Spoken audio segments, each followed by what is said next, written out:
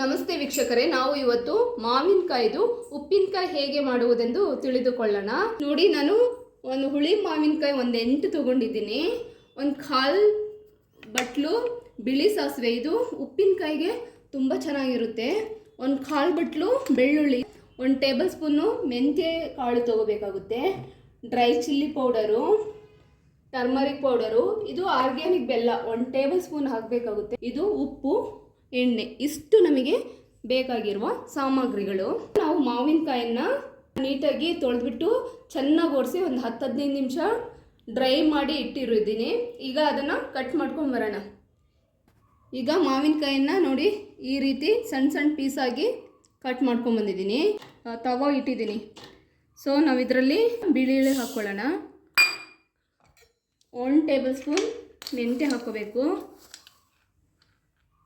ಜಾಸ್ತಿ ಹಾಕೋಬೇಡಿ, ಕಹಿ ಬರುತ್ತೆ. ಸೊ ಸ್ವಲ್ಪ ಹಾಕ್ಕೊಂಡಿದ್ದೀನಿ. ಇದನ್ನು ಸ್ವಲ್ಪ ಡ್ರೈ ರೋಸ್ಟ್ ಮಾಡ್ಕೊಳ್ಳೋಣ.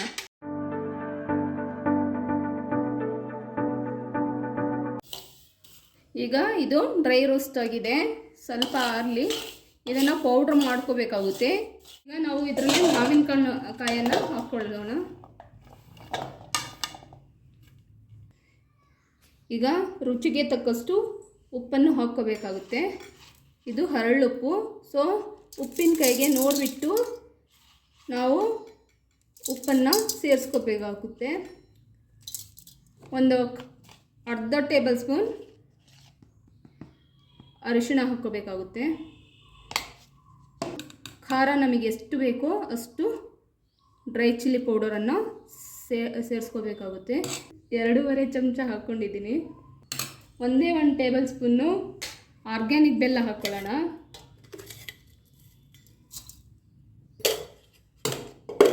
ಎಲ್ಲ ಇದರಲ್ಲೇ ಸೇರಿಸ್ಕೋಬೇಕಾಗುತ್ತೆ. ಬೆಳ್ಳುಳ್ಳಿ ಕೂಡ ಇದರಲ್ಲೇ ಸೇರಿಸ್ಕೋಬೇಕು.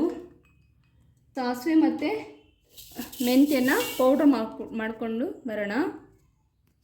ಈಗ ಪೌಡ್ರ್ ರೆಡಿಯಾಗಿದೆ. ಇದನ್ನು ಕೂಡ ನಾವು ಈ ಮಿಶ್ರಣಕ್ಕೆ ಸೇರಿಸ್ಕೋಬೇಕಾಗುತ್ತೆ.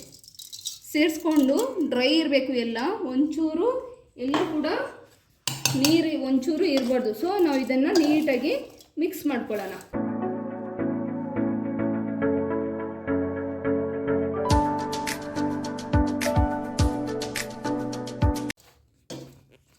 ಈ ಕಡೆ ನಾನು ಒಂದು ಪ್ಯಾನ್ ಇಟ್ಕೊಂಡಿದ್ದೀನಿ.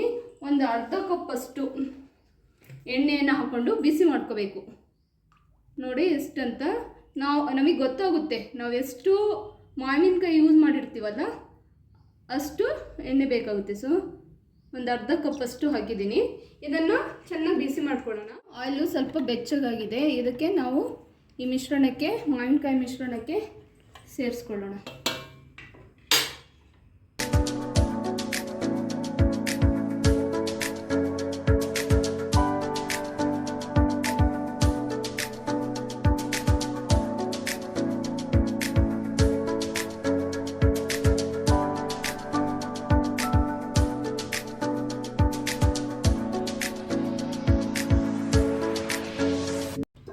ಪಿಕ್ಕಲ್ ಜಾರು ಇಟ್ಟಿದ್ದೀನಿ. ಇದರಲ್ಲಿ ನಾವು ಇದನ್ನು ಸೇರಿಸ್ಬಿಟ್ಟು ನೀಟಾಗಿ ಒಂದು ಬಟ್ಟೆ ಕಟ್ಟಿ ಇಡಬೇಕಾಗುತ್ತೆ. ಯಾಕಂದರೆ ಗಾಳಿ ಒಳಗಡೆ ಹೋಗಬಾರ್ದು. ಸೊ ನಾವು ಅದರ ಮೇಲಿನ ಕ್ಯಾಪ್ ಹಾಕಬಾರ್ದು. ಒಂದು ಬಟ್ಟೆಯಿಂದ ನೀಟಾಗಿ ಕಟ್ಬಿಟ್ಟು 2 ಡೇಸ್ ಆದಮೇಲೆ ಓಪನ್ ಮಾಡಬೇಕಾಗುತ್ತೆ.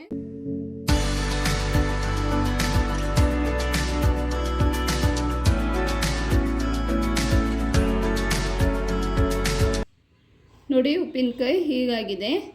ನಾವು ಒಂದು 2 ಡೇಸ್ ಬಿಟ್ಟು ನೋಡಿದರೆ ಆಯಿಲೆಲ್ಲ ಮೇಲ್ಗಡೆ ಬರುತ್ತೆ. ಇದನ್ನು ತೆಳ್ಳಗಿರೋ ಒಂದು ಕಾಟನ್ ಬಟ್ಟೆನ ಇದರ ಮೇಲೆ ಸುತ್ತಿಬಿಟ್ಟು ಇಡಬೇಕಾಗುತ್ತೆ.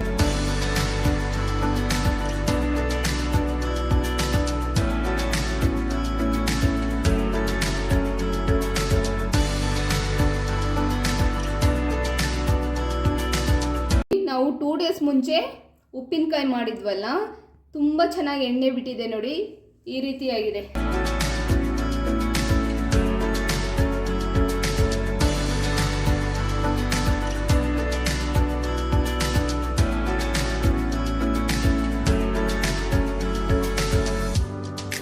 ಆಗುತ್ತೆ. ಸೊ ನೀವು ಕೂಡ ಒಂದ್ಸತಿ ಟ್ರೈ ಮಾಡಿ ನೋಡಿ, ತುಂಬ ಚೆನ್ನಾಗಾಗಿದೆ.